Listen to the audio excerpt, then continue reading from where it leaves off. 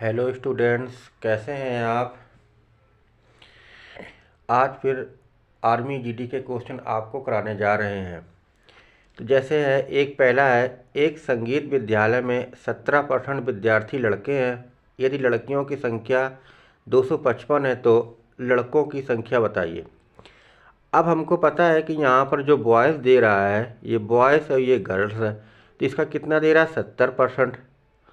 तो हमने मान लिया कि गर्ल्स यहाँ पर कितने हो गए 30% हो गए। तो अब जब जानते हैं कि जब रेशो में इसको सॉल्व करते हैं तो ये से कैंसिल आउट हो जाएगा, तो ये कि 0 0 भी कैंसिल हो गया, तो ये कि हमारे पास क्या आ गया 7:3 आ जाएगा। तो अब ये बोला है कि लड़कियों की संख्या कितनी है 255 है, तो हमने मान लिया इसकी संख्या कितनी है 255 है।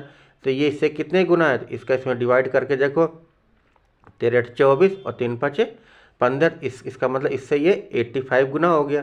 इसी प्रकार से हम क्या करेंगे, इसमें 85 का मल्टीपल कर देंगे। इसका से मल्टीपल किया तो कितना आया 7 पन्ना 35 की 5, 7 8 56, 56 57 58 59, तो ये 59 आ गया। इन लड़कों की संख्या हमारे पास कितनी आ गई 59 हो गई। इसी प्रकार से अगला है, वह बड़ी से बड़ी संख्या ज्ञात करो जिसमें 30 53 और 99 को विभाजित करने पर एक समान शेष बचता है। तो हमने क्या किया कि जो 99 है, 99 ले लिया। 99 को हमने 30 से डिवाइड माइनस कर दिया, फिर 99 को ये 53 से कर दिया, फिर 53 माइनस 30 कर दिया। तो जब इसको माइनस करेंगे तो कितना आ गया 9 आ गया, ये 6 आ गया। फिर इसमें इसको माइनस करो तो ये 6 आ गया, और ये कितना आ जाएगा 4 आ जाएगा। ये माइनस किया तो कितना आ गया 23 आ गया।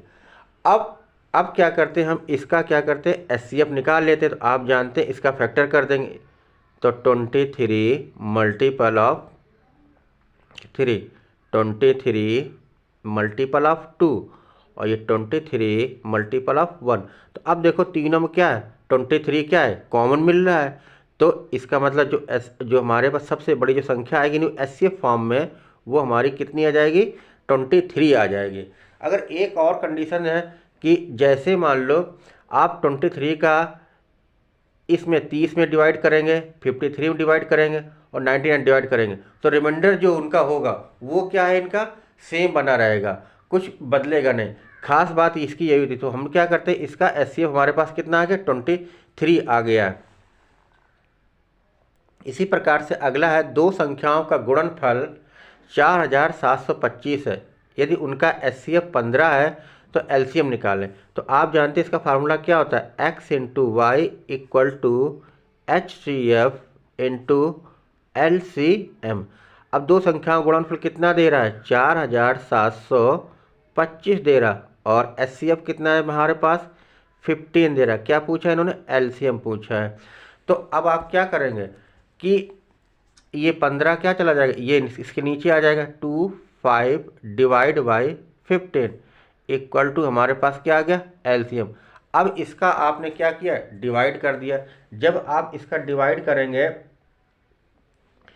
तो 15 से काटो, 15 15 15 15 15 15 45 यानी 3 आ गया, और फिर 45 2 बचा, तो फिर कितना आया, फिर आया 15 का नंबर 15, और फिर 75 यानी कि 315 आपका ये एलसीएम आ जाएगा।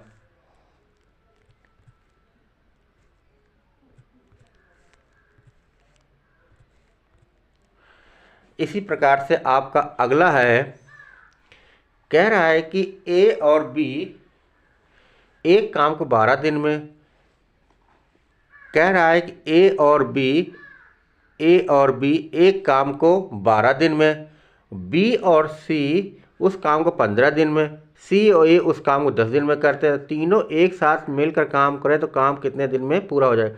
आप जानते हैं कि ए प्लस बी यानी दो लोग मिलकर उसको 12 दिन में काम करते हैं, फिर बी और सी मिलकर 15 दिन में करते हैं, और ए प्लस सी मिलकर उस काम कितने दिन में करते हैं 20 दिन में। तो अब आपको ये तो पता नहीं है कि हमारा काम कितना है, कि टोटल काम तो पता नहीं, हमने क्या किया है 15, 12 और 20 का एलसीएम ले लिया, तो वो हमारा एलसीएम कितना आ गया 60 आ गया। तो आपने इसका 12 के से डिवाइड किया तो कितना है 12 पंचे 60 आ गया, 15 चौको 60 आ गया और 20 तीन 60 आ गया, 4 3 7 यानी 5, 7 5 12 आ गया। अब यहाँ पर हमने तो क्या देखा कि ए बी बी सी सी यानी यहाँ पर लोग कितने हो गए 6, यानी कि क्या बन जाएगा 2A + B + C equal to ये कितना आ गया 5 यानी 12 आ गया। यहाँ पर क्या है 3 लोगों का काम है और यहाँ कितना है 6 लोग काम है, तो ये आपने क्या कि इससे ये कैंसिल हो गया, यानी कि A + B + C equal to कितना आ गया हमारे पास ये 6 आ गया, यानी 3 लोगों का काम आ गया। अब टोटल काम यहाँ कितना दे रहा है 60 दे रहा है, तो आपने क्या किया 60 में से 6 का डिवाइड कर दिया तो कितना आ गया 10 दिन, यानी तीनों मिलकर उस काम को 10 दिन में समाप्त कर देंगे।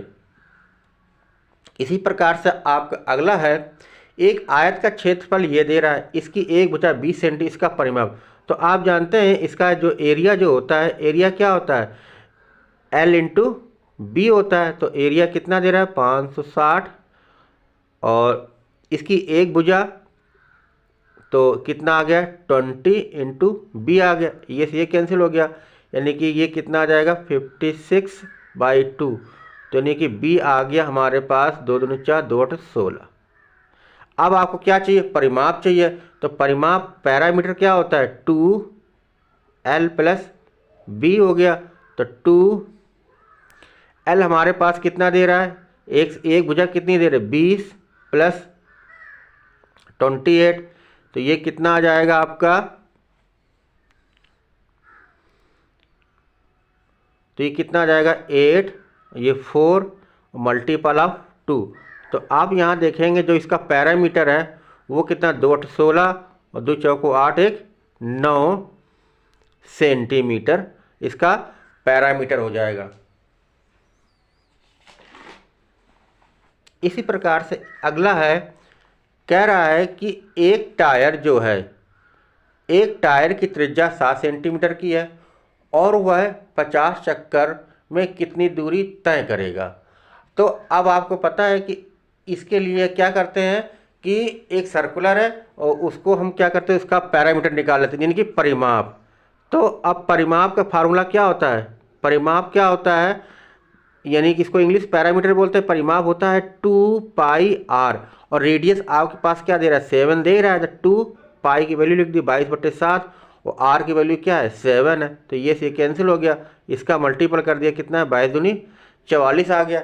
अब कह रहा है कि 50 चक्कर लगाने में, तो अब उसने बोला है कि 50 चक्कर लगाने में 50 चक्कर लगाने में कितनी दूरी तय करेगा, तो इसमें आप क्या करेंगे 50 का मल्टीपल कर देंगे। जब आप इसमें 50 का मल्टीपल करेंगे, 50 का मल्टीपल करेंगे तो इसमें कितना आ जाएगा 0 4 पंचे 20 कि 0 4 पंचे 20 2 22, ये क्या सेंटीमीटर में, ये तो सेंटीमीटर में आ गया। अगर मान लो आपसे आंसर मीटर में पूछ रहा होता, आंसर आपका मीटर में पूछा है, आंसर मान लो पूरा मीटर में दिया है और यहाँ पर क्या सेंटीमीटर में दे रहा है, तो अब आप करेंगे क्या कि इस सेंटीमीटर को मीटर बदल देंगे और जब सेंटीमीटर को मीटर बदलते हैं तो 100 का डिवाइड कर देते हैं, तो ये कट गया कितना आ गया 22 मीटर, आपका इतनी दूरी उसने तय की है। इसी प्रकार से आपके पास अगला है, एक कार्यालय में 20 श्रमिकों की औसत 1900 रुपये है प्रति माह। यदि प्रबंधक की आय अगर उसी में जोड़ दिया जाए तो कहता है कि प्रबंधक की आय कितनी होगी, तो हमने मान लिया जो 20 श्रमिक का औसत 19,000 रुपये है, तो 20 श्रमिकों का योगफल कितना आ जाएगा, यानी 20 श्रमिकों का योग कितना आ जाएगा 19 × 20, तो कर दिया 19 दूनी 38, 3 जीरो लगा दिया। अब बोला इसमें एक प्रबंधक शामिल कर देते हैं, तो जब प्रबंधक शामिल कर देंगे तो टोटल कितने 21 लोग हो जाएंगे, यानी कि श्रमिक और प्रबंधक का योग। तो ये कितना आ जाएगा ये भाई, इनका औसत तो क्या है 2000 है, और अब इसमें क्या है श्रमिक भी लगा हुआ, तो कितने 21 लोग, 21 दूनी 42, यानी इसमें श्रमिक है और प्रबंधक का योगफल दे रहा है, यानी 21 लोग 20 श्रमिक हो गए और एक प्रबंधक हो गए, तो उनका योगफल कितना आ जाएगा 42,000 आ जाएगा। अब इन्होंने पूछा क्या है कि प्रबंधक की आय क्या होगी, जब प्रबंधक की आय निकालनी है तो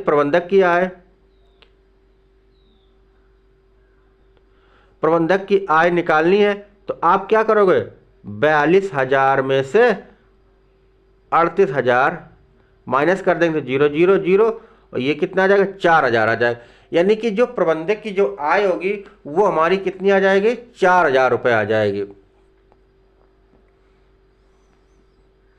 इसी प्रकार से इन्होंने पूछा 1 मीटर लंबे तार के बने वृत्त का क्षेत्रफल क्या होगा, तो आप जानते हैं 1 मीटर लंबे तार के बने वृत्त का क्षेत्रफल, तो अब ये मीटर में दे रहा है, तो अब आप जानते हैं ये मीटर में दे रहा है, तो मीटर का मतलब ये क्या है, ये आपका पैरामीटर हो जाएगा। पूछा क्या पैरामीटर क्या होता है, P = 2πr, ये एक दे रहा है 1 मीटर, तो ये 2π नीचे आ जाएगा और ये क्या आपका r आ गया।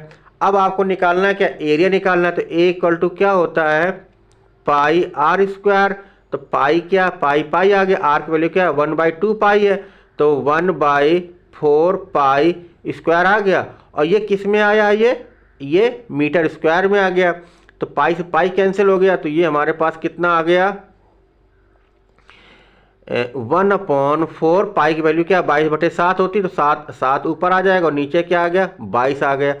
अब ये क्या है मीटर स्क्वायर में आया है, ये मीटर स्क्वायर में आया, और हमें क्या चाहिए, जैसे आंसर हमें सेंटीमीटर में चाहिए, तो 1 मीटर में 100 सेंटीमीटर होते हैं, तो 100 और 100 तो कितना आ जाएगा 10,000 आ जाए नहीं आ जाएगा, तो आप क्या करेंगे 7 × 10,000 कर दिया और नीचे 4 × 22 कर दिया।